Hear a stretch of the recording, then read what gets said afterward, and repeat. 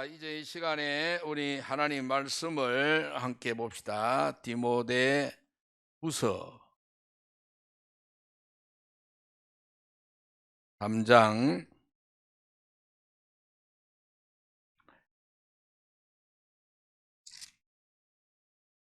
14절로 우리 17절까지 합독을 하겠습니다. 이 말씀을 함께 합독합니다. 14절 시작. 그러나 너는 배우고 확실한 일에 거하라. 너는 내가 누구에게서 배운 것을 알며 또 어려서부터 성경을 알았나니 성경은 능히 너로 하여금 그리스도 예수 안에 있는 믿음으로 말미암아 구원에 이르는 지혜가 있게 하느니라. 모든 성경은 하나님의 감동으로 된 것으로 교훈과 책망과 바르게 함과 의로 교육하기에 유익하니 이는 하나님의 사람으로 온전하게 하며 모든 선한 일을 행할 능력을 갖추게 하려 함이라. 아멘.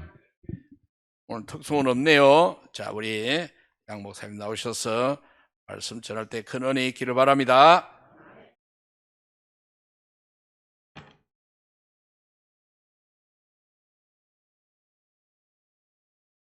하나님께서 오늘 아침에 우리에게 귀한 은혜 주실 줄 믿습니다. 말세를 사는 그리스도인이라는 제목으로 같이 말씀을 나누겠습니다. 오늘 읽은 우리 본문은요, 디모데 후서입니다. 디모데 후서는 특별히 사도 바울이 쓰신 서신서의 맨 마지막 책입니다. 그래서 어떻게 보면 사도 바울의 마지막 유언과도 같은 그런 책이죠. 그래서 이 자기의 제자인 디모데에게 자기가 죽게 됐을 때 목회를 어떻게 해야 될지에 대한 내용들을 정리해서 설명을 해주고 있습니다. 그러면서 특별히 이렇게 말을 하고 있는데요. 디모데후서 3장은 이렇게 이제 시작을 합니다. 3장 1절에 보면요, 너는 이것을 알라. 말세에 고통하는 때가 이르러. 이렇게 얘기합니다. 말세에 고통하는 때가 이르른다. 이렇게 이야기를 하고 있어요. 말세, 세상의 마지막에 그리스도인으로서 어떻게 살아야 될지, 그때 어떠한 일들이 일어날지를 내가 이제부터 이야기하겠다, 이렇게 이야기하는 겁니다. 코로나가 터지고 나서 사람들이 그런 얘기 많이 했죠. 말세가 왔나 보다, 주님 곧 오시나 보다, 이런 이야기들을 많이 했어요. 유튜브에 보면은요, 수많은 음모론들이 막 넘쳐나기 시작했습니다. 이런 일들, 바이러스가 어디서 지금 나왔고 어떻게 되고 지금 또 어떤 일이 벌어지고 있고, 뭐 세계 정부가 있다느니 뭐 프리메이슨이 어쩌고 저쩌고, 온 막 유튜브나 막 인터넷이요, 수많은 종말에 관한 이야기들, 그리고 음모론, 이런 것들, 막 가짜 뉴스들, 이것들이 막 판치기 시작했어요. 그래서 사람들이 정말로 세상의 끝날이 오나 보다, 종말이 오나 보다, 뭐 이렇게 생각을 했는데, 우리가 생각하는 이 종말과 성경에서 말하고 있는 종말, 이 말세는 약간 차이가 있습니다. 이 성경에서 말하는 이 말세, 종말은요, 성경적인 세계관을 가지고 우리가 봐야 되는데, 성경의 어떤 역사관은 이렇게 도는 윤회와 같은 게 아니라 일직선이에요.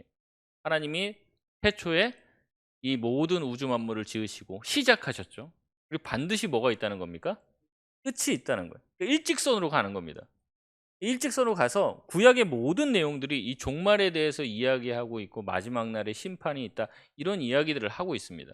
그래서 그쪽을 향해서 모든 이 세계의 역사는 흘러가게 돼 있는 거예요. 그렇기 때문에 계속 종말에 대해서 성경에서는 이야기하고 있는데, 특별히 뭐에 대해서 얘기를 하고 있냐면, 이 종말, 우리가 생각하는 종말은 뭐예요? 예수님의 재림을 얘기하는 거죠. 재림 전에는 항상 뭐가 있어야 되냐면, 뭐가 있어야 돼요? 초림이 있어야 돼요. 초림. 전쟁 뭐 이게 아니고요.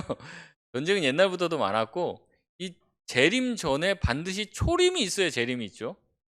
그렇기 때문에 이 성경에서 말하는 이 말세 종말은 뭐냐면, 초림부터 재림 사이를 종말이라고 얘기해요. 다시 말해서 예수님께서 처음 오시는 초림이 없으면 재림이 있을 수가 없죠.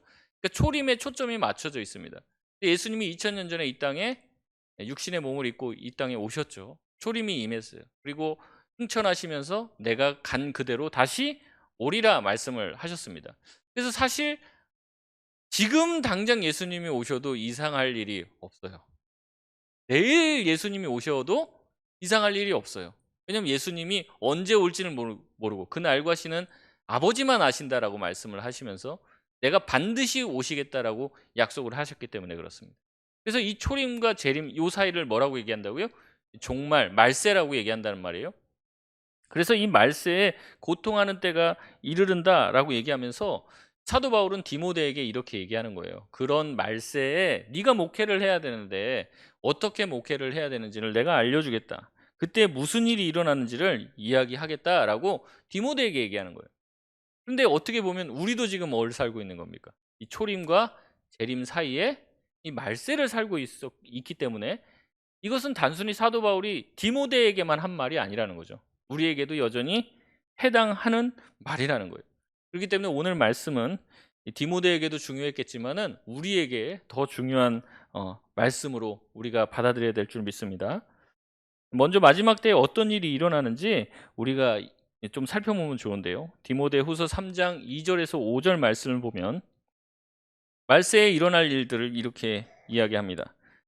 사람들이 자기를 사랑하며 돈을 사랑하며 자랑하며 교만하며 비방하며 부모를 거역하며 감사하지 아니하며 거룩하지 아니하며 무정하며 원통함을 풀지 아니하며 모함하며 절제하지 못하며 사나우며 선한 것을 좋아하지 아니하며 대신하며 조급하며 자만하며 쾌락을 사랑하기를 하나님 사랑하는 것보다 더하며 5절 같이 읽겠습니다. 경건의 모양은 있으나 경건의 능력은 부인하니 이 같은 자들에게서 내가 돌아서라. 아멘. 여러분 2절에서 5절까지 말씀. 그러면 지금 세상이 다 이렇잖아요. 그렇지 않습니까? 사람들이 자기를 사랑하죠. 그래서 나 잘났다라고 막 핸드폰 나 이거 먹었다. 나 여기 놀러 갔다. 사진 찍어서 막 올려요. 자기 자랑을 해요. 돈을 사랑합니다. 자랑하고 교만하고 사람들을 비방하고 부모를 거역하고 부모가 뭐 해줘도 감사하지도 않고 사람들이 거룩하지가 않다는 거예요. 이런 내용들 지금 똑같지 않습니까? 심지어 교회 안에 이런 사람들이 있다는 거예요. 5절 말씀을 보면 경건의 모양은 있으나 경건의 능력은 부인하니 이 같은 자들에게서 내가 돌아서라. 교회 안에도 이런 사람들이 많다는 겁니다. 하나님께 예배하고 기도하고 찬양하고 막 한단 말이죠. 그런데 실제적으로 그 사람들의 삶은 변하지 않은 거예요. 그러니까 경건의 모양은 있다는 거죠. 근데 그 경건의 능력은 그 사람의 삶을 통해서 드러나지가 않는 겁니다. 11조도 하고요. 또 교회 열심히 주일 성수도 하고요. 봉사하라면 봉사도 하고 잘 나옵니다. 그런데 그 사람 마음 깊은 것을 보면 하나님을 안 믿어요. 하나님께서 일하고 계시다라고 말은 하고 있는데 실질적으로 믿지 않는다는 거죠. 그런 사람들이 경건의 모양만 있고 능력은 부인하는 자인데 그런 사람들이 말세에 많이 생겨나게 된다는 겁니다. 하나님의 말씀은 듣고 믿고 있다라고 말은 하고 교회도 나오고 교회 나와서 술도 끊고 담배도 끊고 나 정말 하나님 잘 섬긴다라고 말하고 있는데 자기의 사고방식은 세상 사람들과 다를 게 없는 거예요. 그래서 몸만 주일에 나와서 교회에서 예배드리고 있지 생각하는 거나 살아가는 모든 것들은 세상 사람들과 똑같은 거죠. 이와 같은 사람에게서 어떻게 하라는 겁니까? 돌아서라 라고 사도 바울은 이야기합니다. 그래서 이런 사람들이 말세에 많은데 이런 교회에만 나오고 경건의 모양은 있지만 그 능력은 부인하는 사람을 3장 7절에 이렇게 말하고 있어요. 항상 배우나 끝내 진리의 지식에 이를 수 없느니라. 항상 배우는데 진리의 말씀에 이르지 못해요. 여러분 누가 수박을 사줬습니다. 수박을 맛을 보고 좀 얘기해달라. 숟가락 갖고 와서 수박 껍데기를 이렇게 깎아갖고 먹고 나서 아이 수박 맛없네. 이러면 그 사람이 수박의 진짜 맛을 아는 겁니까? 모르는 거죠. 수박의 진짜 맛을 알려면 어떻게 돼요? 그 껍질을 뚫고 들어가야 돼요. 그거 껍데기 까먹고 나서 맛없다고 얘기하는 사람은 수박을 모르는 거죠. 마찬가지라는 거예요. 교회에 와갖고 신앙생활도 열심히 하고 교회도 꽤 오래 다녔는데 진리까지는 못 이룬 거예요. 그래서 늘 배우고 늘 듣는데 진리에 이르지 못했다라고 얘기하는 거죠. 교회에서 성경 공부와 양육 프로그램을 합니다. 여러분 그것을 다 마치면 수료하면 진리에 이를 수 있을까요? 그렇지 않다는 거예요. 그래서 수많은 프로그램을 해봤자 소용없다라는 거예요. 소용없다. 여러분 우리가 주일 말씀도 듣고 우리가 성경 공부도 하고 큐티도 하고 다 하지만 그 말씀을 직면해야 돼요. 자기가 직면하고 이 말씀이 내 삶을 꿰뚫고 들어오고 내가 그 말씀 앞에 정말 정직하게 서 있어서 회개하고 이 말씀이 나의 영혼을 깊이 통과하지 않으면 결단코 진리에 이를 수 없습니다. 그 맛을 볼 수 없다는 거죠. 그래서 결국에는 하나님이 누군지를 몰라요. 계속 교회 나오고 예배드리고 익숙한데, 교회는 익숙한데 하나님이 누군지를 모른다고요. 그래서 진리에 도달하지 못하는 거예요. 여러분 하나님을 만난 사람들은 달라졌어요. 달라졌어. 사도 바울이 예수님을 만나기 전에는 그렇게 예수님 믿는 사람들 핍박하고 자기 자랑들 가지고 아주 학벌도 좋고 대단한 사람이죠. 자기 뭐 시민권도 지금으로 따지면 미국 시민권 있는 사람이에요. 뭐 내세울 게 많은 사람이죠. 근데 사도 바울이 예수님 만나고 뭐라고 고백해요? 내가 가지고 있는 그 학위, 학벌, 재산, 자기 신분 다 뭘로 여긴다는 거예요? 배설물로 여긴. 사람이 바뀐 거예요. 사람이. 옛날엔 그것 쫓아갔던 사람인데 이거 아무것도 아니더라. 예수 그리스도가 가장 중요한 것을 깨닫게 됐다는 거죠. 변한 거예요. 근데 예수님을 만나고 변하지 못했다? 아직 진리에 다다르지는 못한 겁니다. 그 사람이 안 변한 게 아니라 진리에 다다르지 못하니까 세상을 하나님의 시각으로 볼 수가 없는 것이죠. 이런 사람들이 경건의 모양만 있고 이 능력을 부인하는 사람입니다. 이런 사람들을 향해서 돌이키라라고 사도 바울은 이야기하면서 너희는 어떻게 해야 되는지를 이야기하고 있는 게 오늘 본문의 말씀입니다. 우리 14절 15절인데요. 다시 한번 우리 합심해서 읽어보겠습니다. 14절 15절입니다. 시작. 그러나 너는 배우고 확신한 일에 거하라. 너는 내가 누구에게서 배운 것을 알며 또 어려서부터 성경을 알았나니 성경은 능히 너로 하여금 그리스도 예수 안에 있는 믿음으로 말미암아 구원에 이르는 지혜가 있게 하느니라. 아멘. 14절에 이렇게 얘기합니다. 배우고 확신한 일에 거하라. 거하라는 말은 이 미완료 용법을 쓰는데 한 번만 하는 게 아니라 계속 반복적으로 하라는 얘기입니다.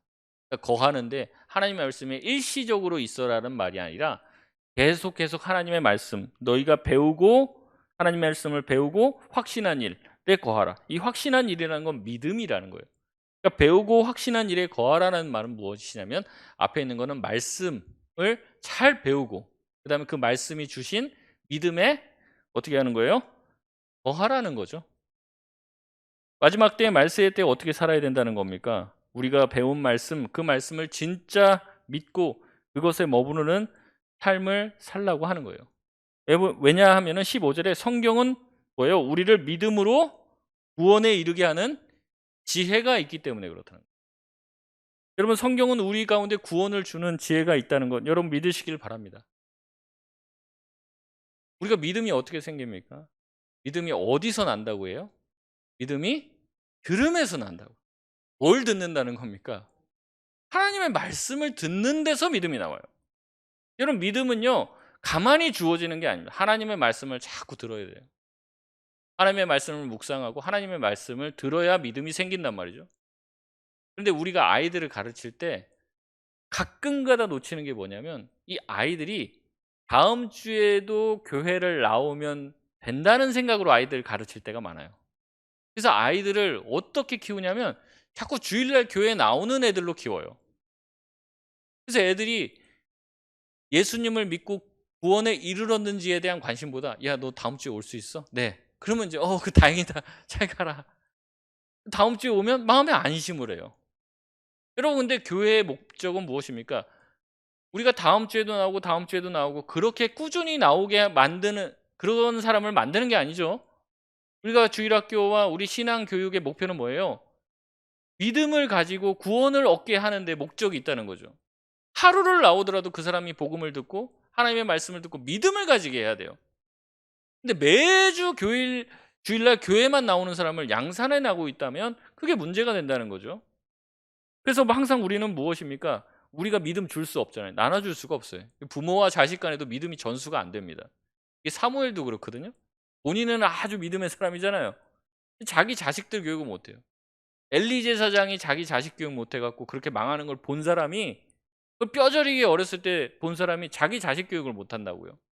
이 신앙이 자기 마음대로 안 되더라고요. 그래서 해야 되는 게 뭐냐면 믿음이 어떻게 생기나 봤더니 하나님의 말씀을 들으는 데서 생긴다는 거예요. 근데 왜 믿음 없어요? 말하는 자가 없는데 어찌 들으리요? 하나님 말씀을 들려주는 자가 없는데 어떻게 듣고 어떻게 들어야지 믿음이 생기는데 어떻게 믿음이 생길 수가 있냐는 얘기를 하는 거 아니겠습니까? 성경은 우리를 구원에 이르게 하는 그 믿음을 주는 그 안에 지혜가 있다고 하는데 하나님의 말씀을 그 구원에 이르는 것에 들려지지 않고 자꾸 성경에서 이상한 것들을 가져와요. 성경에서 부자가 되는 비결을 가져오고요. 성경에서 긍정적인 삶을 사는 더 나은 삶을 사는 어떤 비결과 엑기스들을 자꾸 뽑아냅니다. 성경에서 적극적인 삶의 태도와 원리를 자꾸 뽑아내요. 그래서 성경이 이런 삶을 살라고 이야기한다 이런 얘기를 합니다. 물론 성경에서도 그런 원리를 뽑아낼 수는 있을 것 같아요. 하지만 성경의 주된 목적, 성경을 하나님께서 우리에게 주신 목적이 뭐라는 겁니까? 구원이에요, 구원. 믿음을 얻고 구원받아라. 내가 너희를 얼마나 사랑하는지 알길 바란다. 이 구원을 주시기 위해서 성경을 우리 가운데 허락해 주셨다는 겁니다. 기독교는 그렇기 때문에 성경의 말씀을 들려주고 그것을 통해서 믿음을 얻게 되고 구원을 얻게 만드는 종교라는 거죠. 여러분 교회 왔더니 왜 그렇게 성경 공부가 많고 여러분 성경을 알아야 된다고 그렇게 강조를 합니까? 어떤 분들은 막 얘기해요. 나는 공부 싫어갖고 대학도 안 나왔는데 교회 오니까 뭐 이렇게 성경을 가르치고 막 외우라고 하고 뭐 고시 공부하는 것처럼 자꾸 성경 공부하고 막 이렇게 학을 떼시는 분들이 있습니다. 그냥 열심히 찬양하고 기도하고 그러면 되는 거 아니야? 뭘 자꾸 그렇게 가르치고 배우라고 하나? 여러분 그런데 배우지 않았는데 어떻게 믿을 수 있습니까? 아니 성경에 하나님이 어떠한 분인지 우리가 배우지 않았는데 어떻게 하나님에 대해서 말할 수 있냐는 거죠. 내가 알지 못하는 것을 어떻게 믿을 수 있습니까? 여러분 불가능한 거예요. 그렇기 때문에 가르치고 배우고 하는 이것이 너무나도 중요한데 한국교회가 이거 다 놓쳤습니다. 지금 이거 제일 잘하고 있는 데가 이단이에요, 이단. 그럼 신천지가 왜 이렇게 무서운지 아십니까? 한번 들어가면요, 막 성경 공부반에다 집어넣고 한 3달을 하루에 3시간씩 성경 공부 시키는 거예요. 완전히 다른 사람이 돼갖고 나옵니다. 그 3달 지나면. 성경 박사가 돼요. 그리고 신천지 사람들이랑 한번 붙어보십시오, 성경 가지고. 그러면 우리가 따라갈 수가 없어요. 그래서 소위 말하면 그거 뭐라고 그래요? 세뇌됐다고 그러잖아요. 우리는 무시합니다. 세뇌된 인간들. 근데 그 사람들은요, 이 성경 말씀이 자기 안에 잘못된 해석이지만 이게 뿌리 깊이 박혀 있으니까 우리가 성경 말씀으로 대적을 못하면은 우리를 우습게 보는 거예요. 여러분 우리가 다 잃어버렸습니다. 이런 것들. 말세에 어떻게 해야 된다고 합니까? 경건의 모양은 있으나 능력을 부인한 자 여기서 떠나가라. 너는 네가 배운고 확신한 일에 거하라고 사도 바울은 계속 얘기하는 거예요. 그렇기 때문에 말세 이 종말의 때에 수많은 거짓 선지자들이 일어나고 우리를 미혹하는 이때 우리가 해야 될 2가지는요. 첫 번째는 말씀을 배우는 거예요. 말씀을 익히는 것이라는 거죠. 앞서 말씀드렸지만은 하나님을 배우지 않으면 우리가 어떻게 알 수 있겠습니까? 하나님에 대해서 배워야 돼요. 하나님에 대해서 유일하게 배울 수 있는 통로가 뭐예요? 이 바로 성경이라는 거죠. 제임스 패커는 하나님을 아는 지식에서 이렇게 이야기를 합니다. 기도를 드릴 대상의 형상이나 그림에 습관적으로 초점을 맞추다 보면 곧 그 형상이 묘사하는 대로 생각하고 그것에 기도하게 될 것이다. 마음속으로 하나님의 형상을 생각해내는 것도 마찬가지다. 성경의 계시가 아닌 자신의 상상력을 따라가는 것은 하나님에 대해 여전히 무지한 채로 있는 것이다. 아멘을 하고 싶을 정도로 이 마지막에 이렇게 나와요. 성경의 계시가 아닌 자기의 상상력을 따라가는 건 하나님에 대해 여전히 무지한 채로 있는 거죠. 그래서 우리가 새벽에 기도할 때요, 앞에 말씀을 좀 봅니다. 왜냐하면 무턱대고 기도하면요, 이게 희한하게 내가 원하는 대로 기도가 나가요. 막 말씀을 듣고 기도를 하면 말씀을 따라 기도하게 됩니다. 그래서 말씀을 따라 기도하다 보면 내가 전혀 생각하지 못했던 것들을 기도할 수 있게 되는 거예요. 내 영적 지경이 넓혀지는 거죠. 여러분의 문제만 가지고 놓고 기도하면 맨 한 기도가 그 기도입니다. 맨 이거 달라고 이거 달라고. 거기서 넓어지지가 않아요. 근데 하나님 말씀을 놓고 기도해 보면 내가 깨닫지 못하는 것들 하나님 깨닫게 해주시고요. 기도하지 않았던 부분에 대해서 기도하라고 하나님께서 말씀해 주시는 것을 경험하게 되는 거예요. 그래서 맺힌 것들이 풀리게 되고 닫혔던 것들이 열리게 되는 것이죠. 그래서 이 말씀과 기도는 항상 같이 가야만 하는 것입니다. 그렇기 때문에 성경에 계신 이 성경을 하나님의 계신 이 성경을 읽지 않고 기도하는 것은 우리의 신앙이 왜골수로 잘못 흘릴 수 있게 되는 것이에요. 내가 상상하는 하나님이 아닌 하나님에 대한 참된 지식인 성경 말씀을 통해서만 우리가 하나님이 어떠한 분이신지 정확하게 알 수 있다는 거죠. 그렇기 때문에 여러분이 하나님을 알고 싶다라고 하면 성경 말씀을 통해 배워야 하는 거예요. 그래서 종교개혁자들이 종교개혁을 탁 처음 일으키면서 제일 먼저 했던 구호가 뭐냐면 솔라 스크립투라, 오직 성경이에요. 성경을 안 가르치고 계속 그런 어떤 예식만 가르쳤거든요. 왜 열심히 오고 열심히 예배드리고 헌금 많이 하면 복 받는다. 이 얘기 한 거예요. 로마 가톨릭 계속. 성경 말씀은 성경이 이렇게 한글로 번역이 안 됐습니다. 그때는. 그때 당시에 뭐 독일, 영국 막 이런 데서 다 라틴어로. 지금 한글은 우리가 그래도 다 알잖아요. 뭐 90% 이상 다 한글 우리는 다 알지 않습니까? 옛날에는 까막눈들이 많았어요. 자기가 영어를 쓰는데도 영어 쓸 줄 아는 사람이 없었다고요. 근데 라틴어를 어떻게 알겠습니까? 라틴어를. 사제들만 라틴어를 알고 라틴어 성경을 보고 하는 거예요. 종교개혁의 가장 큰 유산은 무엇이냐면 성경을 다시 성도들의 품에 돌려준 거예요. 성도들이 성경 읽어보니까 야 이거 교회가 잘못됐네. 성경을 읽어보니까 야 이거 성경 말씀대로 지금 우리가 신앙생활 하는 게 아니네. 이러면서 종교개혁이 일어나게 된 것이라는 거죠. 여러분 몇 년 전부터 한국 교회 안에 반지성주의가 자꾸 들어오게 됐어요. 반지성주의. 뭔가 성경 말씀을 읽고 배우고 이게 중요한 게 아니라 막 열심히 기도하고 막 찬양하고 이런 신앙생활이라고 하는 이 종교 행위를 잘하면은 괜찮다는 거죠. 굳이 그렇게 말씀을 그렇게 읽을 필요가 있나 이런 자꾸 생각들이 들어오게 된 거예요. 그래서 말씀보다는 찬양을 즐겨 듣습니다. 말씀을 잘 읽지는 않고요. 찬양을 BGM으로 쫙 깔아놓고 그냥 일상생활을 합니다. 근데 말씀은 잘 안 읽어요. 말씀은 그냥 핸드폰 배경화면으로 이렇게 해놓고 PRP로 딱 해갖고 이제 송구영신 때 받은 말씀 그게 다예요. 저와 여러분 몇 구절이나 성경을 암송하고 계십니까? 그렇게 말씀이 중요하다는 걸 모르는 분은 안 계실 거예요. 그런데 우리의 신앙이 자꾸 말씀을 잊어버리는 쪽으로 가게 돼 있다는 거예요. 서당계 3년이면 풍어를 읊는다고 합니다. 저와 여러분 교회를 몇 년을 다녔습니까? 교회 다닌 지 10년을 넘었는데 성경이 66권이에요. 짧은 것도 있고 심지어 한 장으로 된 것도 있습니다. 66권 중에 내가 제대로 이 성경은 이런 뜻이다라고 말할 수 있는 게 몇 권이나 되십니까? 아니면 몇 장이나 되십니까? 몇 절이라도 내가 이거는 이런 뜻이다라는 것을 정확하게 알고 있는 게 몇 구절이나 되냐고요. 심지어 여러분 평생 한 구절, 한 내용도 읽어보지 않는 성경이 많을 거예요. 그래서 그거 찾아보라고 하면은 막 한참 찾습니다. 우리가 그만큼 성경을 잘 몰라요. 근데 성경을 심지어는 앞으로 배울 생각도 없습니다. 근데 내가 예수를 잘 믿고 있다고 생각하면 어딘가 잘못된 것 아니냐는 거예요. 여러분 우리나라에 처음 신앙을 가졌던 이 믿음의 선배들은요. 말씀에 대한 열심이 남달랐던 사람입니다. 우리나라 뭐 선교 역사는 굉장히 다른 나라들과 다릅니다. 특히 이제 부흥의 역사는 더 달라요.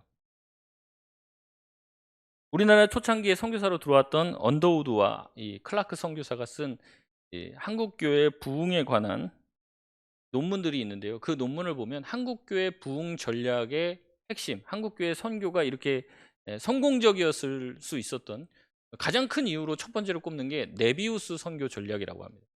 여러분 처음 들어보셨을 거예요 아마. 근데 그 네비우스 선교 전략이 뭐냐면은 이런 겁니다.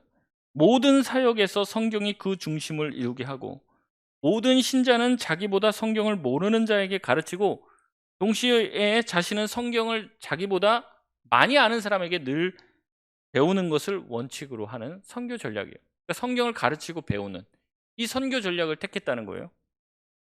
모든 신자는 이 그룹의 영수와 순회 조사. 옛날 교회 오래 다니신 분은 아실 거예요. 조사님이라고.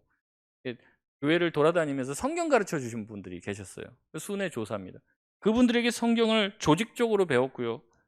성경 공부를 하고 이 교회의 영수와 순회 조사를 통해서 성경 연구회를 조직하여 성경을 깊이 있게 연구하는 것을 정기적으로 가졌습니다. 그렇게 말씀을 읽고 연구하다가 한국교회의 부흥이 시작된 거예요. 보통 여러분 아마 들어서 알 겁니다. 한국교회 부흥의 시발점이라고 할 수 있는 그때가 언제입니까? 1907년 평양 대부흥운동. 1907년 장대원교회에서 일어난 이 놀라운 부흥의 역사, 이것을 다 입을 모아서 얘기하고 있어요. 근데 여러분, 이 모임이 무슨 모임이었을까요? 여러분, 이 모임이 뭐였냐면 사경회였어요. 정기사경회. 정기적으로 모여서 하는 사경회. 지금 부흥사경회라고도 하는데, 저 어렸을 때 사경회만 하면 굉장히 힘들어서 안 가려고 그렇게 얘기했는데, 왜냐면 이제 사경을 자꾸 헤맨다고 하면서. 근데 여러분, 이 사경회가 뭐냐면요, 사경회. 이 사가 조사할 사자입니다. 조사하는, 막 연구하고 조사하는. 경은 책 경자, 모일 회자 써서 사경회. 뭐예요? 성경을 모여서 뭐 한다는 거예요? 연구하는 거예요. 그러니까 정기적으로 특별히 교회에서 사경회를 했어요. 성경을 풀어주는 거예요. 성경 말씀이 무엇인지 공부하는 그 모임에서 부흥이 일어난 겁니다. 성경을 공부하는데 앞에서 조사님이 말씀을 풀어주고 그걸 듣고 있는데 이 사람들이 그 말씀대로 살지 못하잖아요. 자기가 회개하지 못하고 그 말씀대로 살지 못하는 것 때문에 가슴을 치고 회개가 막 터져 나온 거예요. 너 잘못했지, 회개해, 뭐 이런 게 아니라 말씀을 공부하는데 견딜 수가 없는 거예요. 내가 하나님의 말씀대로 살지 못하는 것을 보면서 견딜 수가 없으니까 하나님 용서해 달라고, 주님 나 같은 죄인은 왜 구원해 주셨냐고, 이 감격이 터져 나온 거예요. 그게 막 불길처럼 막 번져 나간 겁니다. 뭐 하다고요? 성경 공부하다가. 지금 이게 약간 변질됐어요. 이게 사경회 하다가 나중에 부흥 사경회 하다가 사경은 없애버리고 부흥회. 그래갖고 뭐 자꾸 간증하고 막 이러면서 뭐 불길 같은 성신여 이러면서 뭔가 뜨거운 그런 성령 집회를 하는 거를 부흥회인 줄 착각하고 있는데 처음 시작은 그게 아니었어요. 성경 공부예요. 얼마나 차가운지 모릅니다. 성경 쫙 펴놓고요, 공책 펴놓고요, 말씀하는 거 받아 적고 내가 궁금한 거 물어보고, 그런 사경회에서 부흥이 일어난 거예요. 정말 세상에 이런 나라가 없습니다. 이 네비우스 선교 전략을요, 딴 나라에서 써봤는데 소용이 없었대요. 우리나라에만 먹혀든 거예요. 근데 이렇게 성경을 연구하는 것을 강조한 이 나라, 우리나라의 이 장로교가 제일 이제 대세가 됐잖아요. 장로교 특히 말씀을 강조합니다. 그래서 사실 한국에서는 교회에 대한예수교 장로 이렇게 안 붙어 있으면 다 이단인 줄 알아요, 사람들. 그런데 장로교가 해외에만 나가면요, 힘을 못 써요.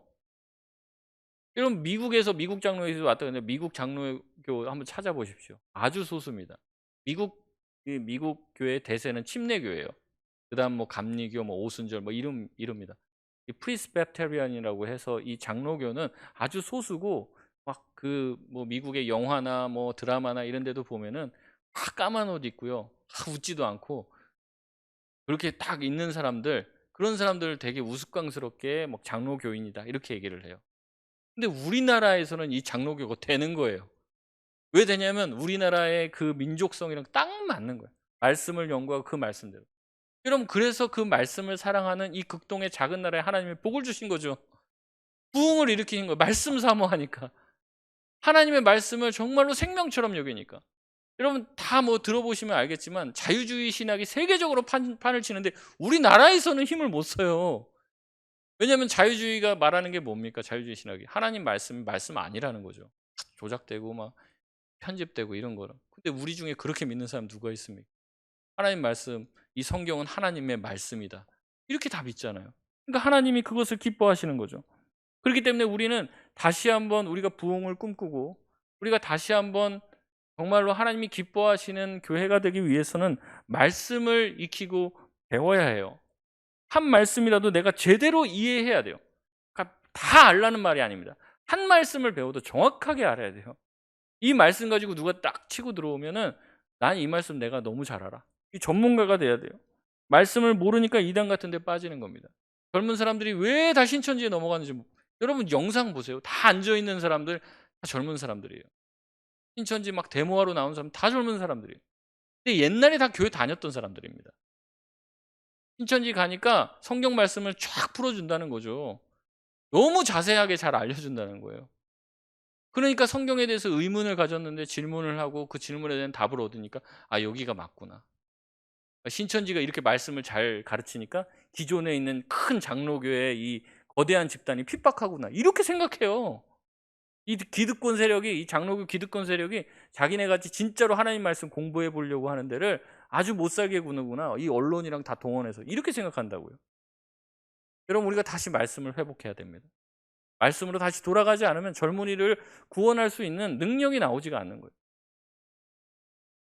두 번째는 무엇입니까? 믿음에 거하라는 것입니다. 배우고 나서 잠시 마음이 뜨거워져서 믿음 가운데 거하는 사람들은 있는데 끝까지 가는 사람 찾기가 어렵습니다. 끝까지. 이 믿음의 경주라고 얘기했을 때 완주를 하는 사람 찾기가 어렵다는 겁니다. 제가 성도님들 말씀 나누는 거 많이 듣지는 못했는데 다 들으면 옛날에 그 사람이 여기서 열심히 했는데 어디 가서 지금은 교회 안 다닌다 뭐 이런 얘기들을 이렇게 하시더라고요. 여러분, 너무 많은 사람들이 믿는 바를 끝까지 지키질 못합니다. 중간에 이탈해요.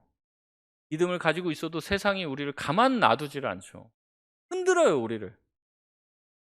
가르쳐 줘야 됩니다. 믿음을 가지고 있어도 세상이 가만 놔두지 않고 사단이 세상에 흔들어 놔요.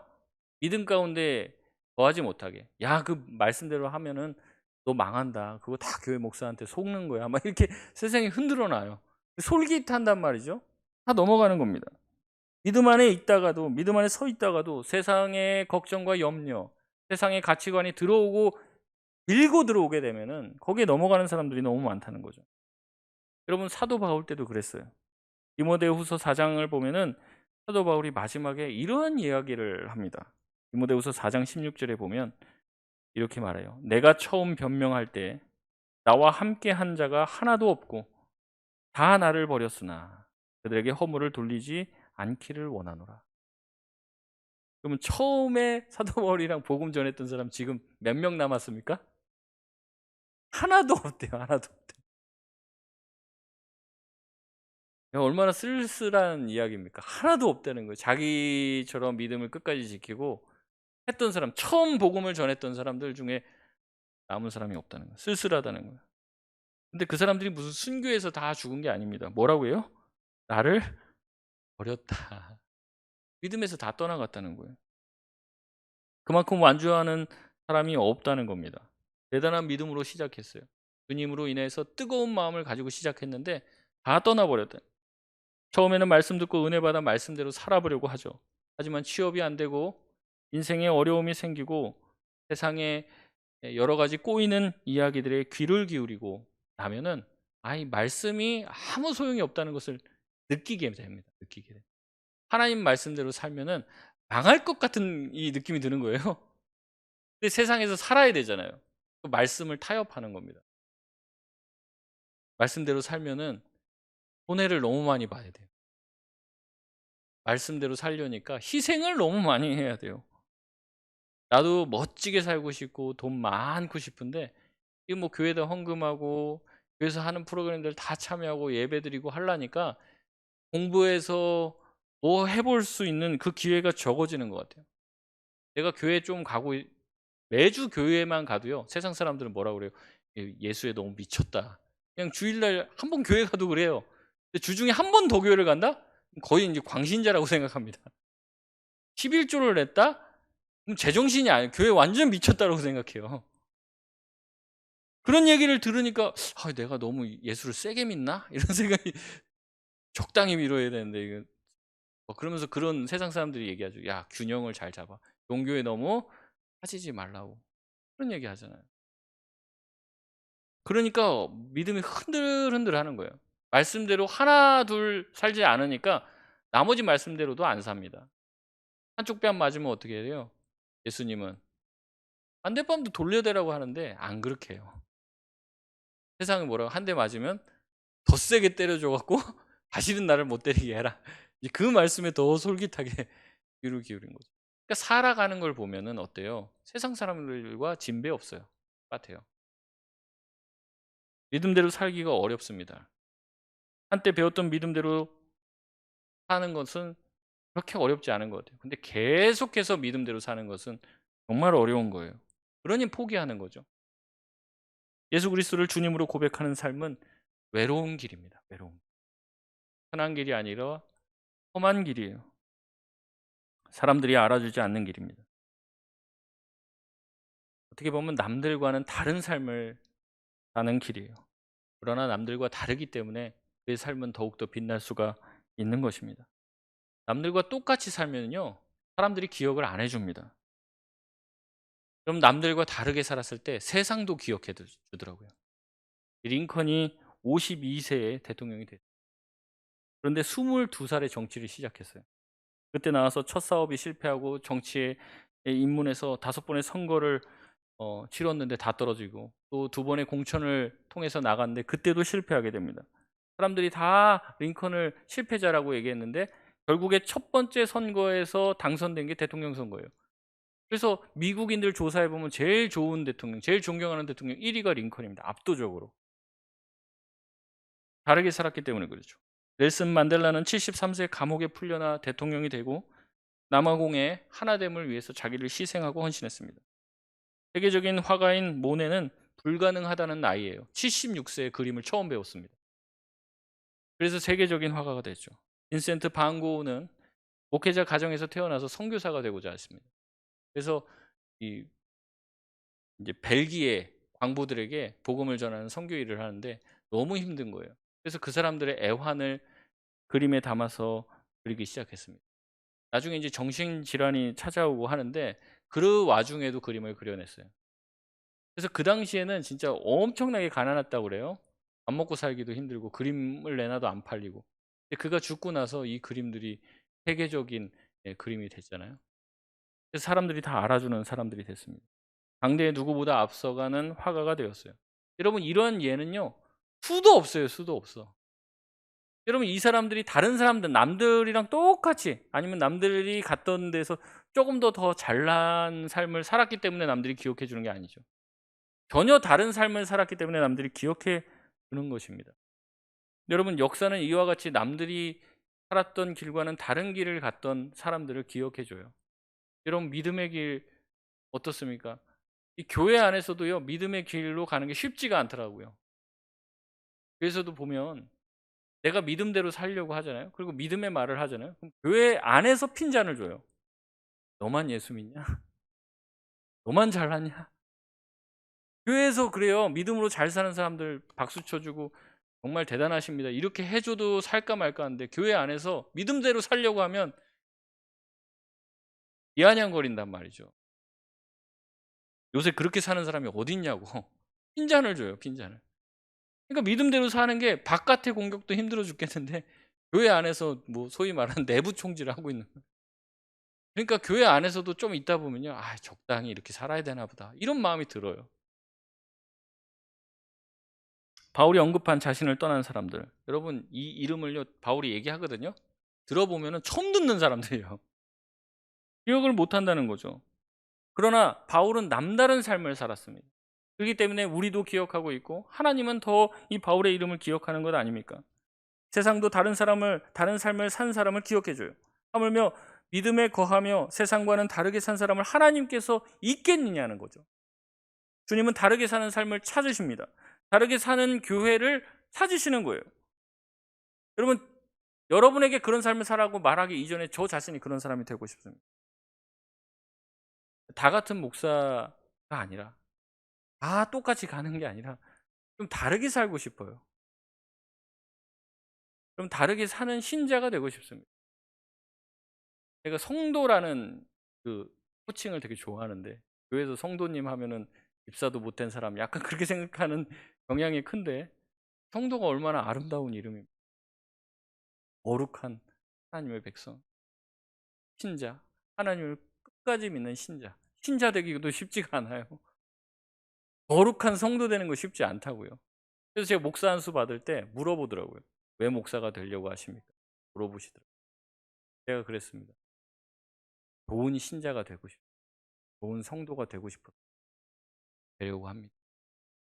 그러니까 목사 그 심사하시는 목사님이 그거는 평신도 돼도 할 수 있는 건데 뭘 굳이 목사 되려서 그거 하려고 그래요. 저한테는 그게 너무나도 중요한 일이라서 그렇습니다. 우리가 그런 얘기 하잖아요. 선생님 되기 전에 사람부터 되라 뭐 그런 얘기 하잖아요. 좋은 신자가 되고 싶어요. 좋은 성도가 되고 싶어요. 많은 분들, 많은 선배님들이 얘기합니다. 성공하는 목회를 하려면 이렇게 해야 돼. 저렇게 해야 돼. 얘기 듣는데 저는 뭐 그런 거에 별로 관심이 없어요. 제 자신 하나가 하나님의 앞에서 하나님의 말씀대로 믿음 안에 서 있는 목사가 되길 간절히 바랍니다. 제가 뭐 살면 저도 마찬가지지만 말씀대로 제가 어떻게 100%다 삽니까? 제가 예수님도 아닌데. 그런데 말씀대로 살다가 살지 못할 때도 있고 실수할 때도 있겠죠. 하지만 그 말씀대로 살려고 발버둥 치고 싶어요. 그리고 말씀대로 살지 못한 것들 때문에 하나님 앞에서 회개하면서 말씀대로 사는 목사가 되고 싶은 게 저의 소원입니다. 여러분 어떤 목회자와 신앙생활 하고 싶습니까? 박사학위 가지고 있고 하버드 나오고 서울대 나오고 말씀이랑 아무 상관도 없는 그런 목사의 설교를 듣고 싶습니다. 아니면 배운 것 하나 없지만 말씀대로 살려고 하는 목사.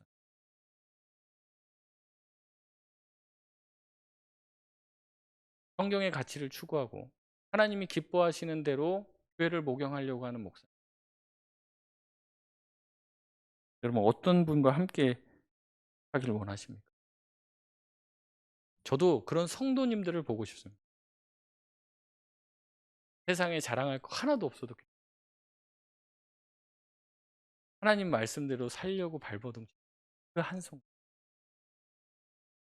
그 성도님들을 보고 싶습니다. 여러분 예수님은요 하나님이시잖아요. 근데 예수님도 하나님 말씀대로 살려고 하셨어요. 요한복음 5장 30절에 보면 이렇게 말합니다. 내가 아무것도 스스로 할 수 없노라. 듣는 대로 심판하노니 나는 나의 뜻대로 하려 하지 않고 나를 보내신 이의 뜻대로 하려 함으로 내 심판은 의로우니라. 예수님도 스스로 안 하겠다는 거예요. 듣는 대로 하고 나의 뜻대로 하지 않겠다. 저한테 물어봅니다. 사람들이. 목사님 어떻게 교회를 이렇게 하실 거예요? 제가 뭐 어떻게 하려는 게 그렇게 중요합니까? 좀 고민합니다. 하나님이 뭘 원하실까? 우리 교회 원하실 게 무엇일까? 하나님 알려주세요. 하나님의 뜻에 합당한 교회가 되길 원합니다. 하나님, 우리 교회가 어떻게 하면 기쁘시겠어요? 그 고민하고 있어요. 여러분, 우리의 가정을 어떻게 세워야 됩니까? 이렇게 세우면 옆에 조언들 많이 해주시겠지만요. 그거 크게 듣지 마세요. 여러분의 가정들, 하나님이 기뻐하시는 어떤 가정이 하나님이 기뻐하실까? 여러분, 어떤 엄마가, 어떤 아빠가 참 하나님이 기뻐하시는 아버지가 될까? 어머니가 될까? 그런 아들, 딸이 될까? 여러분, 그 고민 해보세요. 쉽습니다. 뭐, 이렇게, 그렇게 어렵지가 않아요. 심플하게 하십시오, 심플하게. 하나님이 기뻐하시는 게 어떤 걸까? 자꾸 자기 주장하니까 문제가 되는 거예요. 아직도 이 자아가 살아있어서 십자가에 우리가 같이 예수님과 같이 못 박히면은 우리가 예수님과 함께 십자가에 못 박혀 죽으면 끝나요. 시체가 이렇게 바늘로 찔러도 반응합니까? 아무 반응 없어요. 죽었으니까. 근데 우리가 살아있으니까 옆에서 누가 탁 찌르기만 해도 막 난리가 나요. 왜 찔러? 하면서 소리 지르는 거 아닙니까? 우리가 말씀대로 우리 자신은 죽고 십자가에서 죽으신 예수 그리스도 그분을 따라서 우리가 죽는 삶을 살아가면 기대될 게 없어요. 지렁이도 밟으면 꿈틀한다고 하죠. 꿈틀 할 것도 없습니다. 밟아라, 밟힌다. 밟히면서 사십시오, 그냥. 누가 괴롭힙니까? 괴롭힘 당하세요. 예수님이 그 길을 가셨잖아요, 그 길을. 예수님이 나 십자가에 감히 네가 못 박아? 그러셨습니까? 박아라 그래. 채찍을 때리면 그냥 맞으셨어요. 그걸로 생명을 구원하신 겁니다. 그 사랑으로 세상을 구원하신 겁니다. 예수님이 6장 38절 요한복음 6장 38절에 이렇게 얘기해요. 내가 하늘에서 내려온 것은 내 뜻을 행하려 함이 아니요 나를 보내신 이의 뜻을 행하려 함이니라. 우리 뜻 아닙니다. 아 이렇게 하면 우리 전도에 좋겠다. 아 이렇게 하면은 구역 좋겠다. 그게 아니라 생각해 보시라고, 기도해 보시라고요. 어떻게 되는 게 하나님이 기뻐하시는 거예요. 나는 나의 뜻을 행하려 하는 게 아니라 하나님의 뜻을 행하려 합니다. 우리가 그걸 놓고 기도하면은 다 모든 것이 살아나지 않겠습니까? 하나님이 기뻐하시는 대로 되는. 하나님의 말씀에 순종하면 결국 주님께서 우리에게 그 뜻에 순종한 예수님의 순종을 통해 생명을 주셨듯이 우리의 그 순종의 발걸음을 통해서 우리가 있는 그곳에 생명을 허락하여 주실 줄 믿겠습니다. 말씀을 맺겠습니다.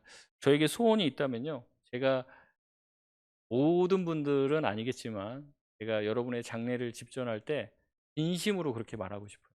목사님, 이 권사님, 장로님, 그런 분들은, 성도님은 정말로 제가 옆에서 지켜보니까 말씀대로 살려고 했고 평생 믿음에 거하려고 노력하셨던, 정말 하나님을 기쁘시게 하려고 전심전력을 다하시다가 주님이 불러가셨습니다라고 제가 설교하고 싶어요.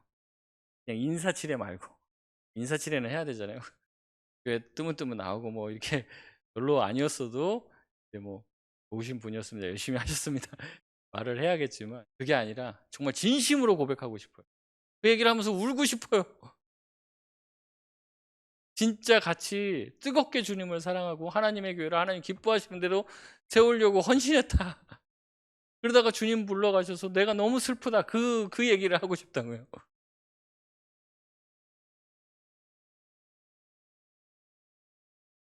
물론 이제 바울과 같은 사도도 그런 얘기를 하잖아요. 자기랑 같이 이렇게 있었던 사람, 자기가 가르쳤던 사람들 막판 되니까 다 떠나갔다. 물론 이제 제가 열심히 한다고 해서 다 되는 건 아닌 것 같아요. 물론 이제 떠나가시는 분도 있고 아무리 제가 열심히 해도 은혜를 못 받으시는 분도 계시겠죠. 하지만 최선을 다하려고 합니다. 하나님 말씀대로 제가 먼저는 최선을 다해서 살려고 하고, 여러분들이 말씀대로 살고 믿음에 거하게 하시기 위해서 여러분을 위해서 기도하려고 합니다. 그래서 저 먼저 평생 말씀대로 살고 주님이 보시기에 기뻐하실 만한 목회자가 되길 원합니다. 여러분 자신도 그렇게 생각하시면 좋겠어요. 목사님 왜 그렇게 말씀하셔놓고 왜 그렇게 안 사십니까? 저한테 그러지 마시고 여러분 자신에게도 말씀하시고, 이 말씀이 누군가를 정죄하는 데 쓰이지 마세요. 아주 교만한 겁니다. 내 자신을 보세요. 내 앞에서 하나님 앞에 회개할 것이 무엇, 돌이켜야 될 것은 무엇, 내가 뭘 하면 하나님이 가장 좋아하실 건지 그거 생각하면은 맺힌 것들 다 풀립니다. 묶인 것들 다 풀리고요, 닫혔던 거 다 열립니다. 급변하는 이 종말의 시대를 살고 있어요. 원통함을 풀지 않는데요, 교만하대요 사람들이. 그런 이 모든 것들을 이길 수 있는 답은 오직 흔들리지 않는 말씀을 배우고 그 말씀에 거하는 방법밖에 없습니다. 왜냐하면 말씀에는 능력이 있기 때문에 그렇습니다. 우리가 이 말씀을 기억하며 평생 믿음 안에, 말씀 안에 거할 수 있는 송파동교회 모든 성도님들 되시길 주의 이름으로 소원합니다. 아멘. 우리 찬양하며 말씀을 생각하면서 주님, 주의 말씀대로 살게 하여 주시옵소서. 나의 신앙생활 관성대로 하지 않게 하여 주시옵소서. 주님, 해왔던 대로 경험대로 하지 않게 하여 주시고 주의 말씀에 합당한 예배 드리게 하여 주시옵소서.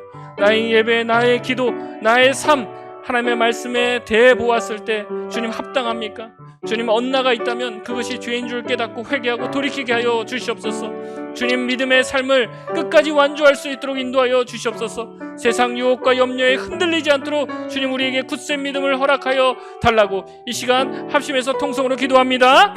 하나님 아버지 감사합니다. 주님 아버지, 우리 가운데 은혜를 베풀어 주시고 주님의 은혜와 말씀 가운데 서 있게 하여 주시옵소서. 주님 기뻐하시는 삶이 되게 하여 주시고 주님께서 이끌어 주신 그 말씀대로 살게 하여 주시옵소서. 주님, 우리가 어디에서 무엇을 하든지 간에 주님을 기쁘게 할 수 있는 자들 되게 하여 주시고, 부족한 것 많이 있지만 하나님 그 말씀 붙들고 나아가려고 할 때 주님 주신 은혜로 인하여서 충만한 인생이 되게 하여 주시고 주님께서 기뻐하시는 인생이 되게 하여 주시옵소서.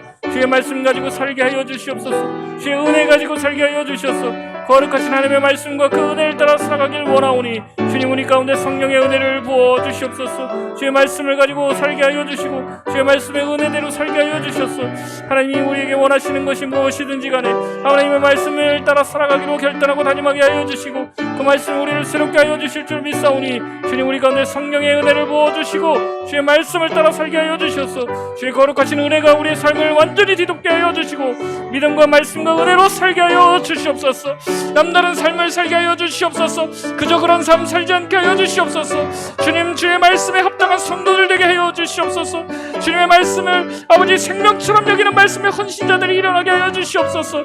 주님이 찾는 그 교회가 되게 하여 주시고 주님이 다르게 보는 교회가 되게 하여 주시옵소서. 주의 말씀이 주의 은혜가 날마다 우리의 삶을 관통하고 쪼개어 하나님의 진면목을 깨달아 알 수 있는 교회가 되게 하시고 세상 가운데 독보적인 교회가 되게 하여 주시옵소서. 하나님의 말씀이 하나님의 은혜가 무엇인지 알게 하여 주셔서 아버지 이 세상 가운데 주의 복음의 생명의 말씀을 전할 수 있는 교회가 되게 하여 주시옵소서.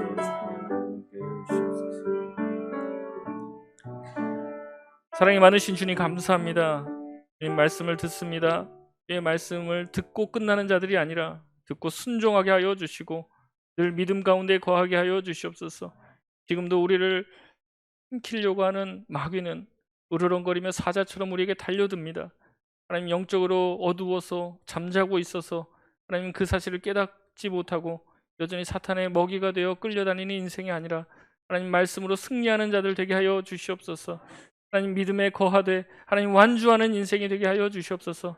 낙오하지 않게 하여 주시고 우리를 넘어뜨리고 유혹하는 모든 세력들 가운데 우리를 지켜주셔서 하나님의 말씀이 영원하다는 것을 알게 하여 주시옵소서. 푸른 마르고 꽃은 시드나 주의 말씀이 영원하다고 하여 주셨사오니 하나님 없어질 것들에 생명 걸지 않게 하여 주시고 영원하신 하나님의 말씀을 생명처럼 붙들게 하여 주셔서 말씀의 헌신자들이 일어나게 하여 주시고 하나님 말씀의 전문가들이 일어나게 하여 주시고 말씀으로 인하여서 기뻐하는 인생이 되게 하여 주시옵소서. 감사드리오며 사랑이 많으신 예수님의 이름으로 간절히 기도드리옵나이다. 아멘.